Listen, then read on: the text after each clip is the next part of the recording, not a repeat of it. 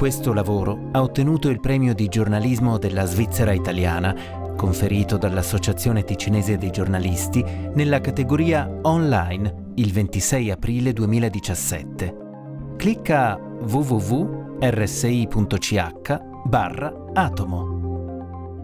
Salve a tutti, sono Jonah Pixel Mantovan. In questo video parliamo di energia, ma prima dobbiamo capire una cosa. Quanta ce ne serve? Ecco il grafico dell'evoluzione della popolazione svizzera dal 1900 a oggi. Partiamo dai 3 milioni di persone di allora fino alle oltre 8 milioni di oggi.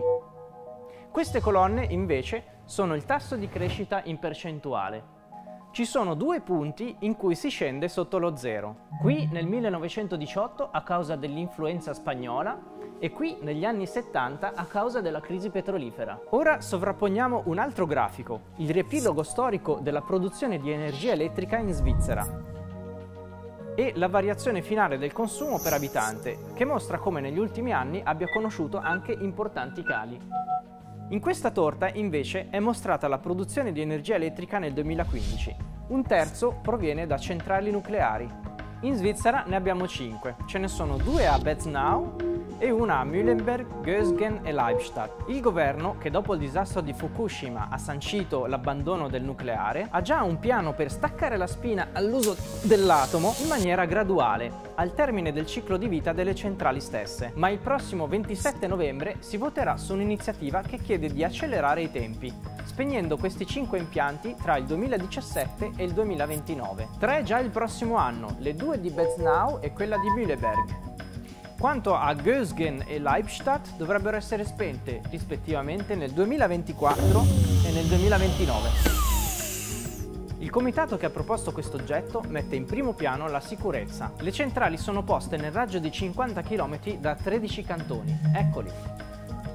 In caso di grave incidente nucleare, sottolineano, bisognerebbe evacuare fino a 1 milione di persone e ampie aree finirebbero contaminate. I promotori inoltre puntano al potenziamento delle energie rinnovabili e cessando nel contempo la produzione di scorie radioattive. Il Consiglio federale sostiene che con spegnimenti così anticipati potremo subire seri problemi, poiché non sarà possibile produrre già dal prossimo anno sufficiente energia rinnovabile per compensare quel quantitativo di elettricità dal nucleare che verrebbe a mancare.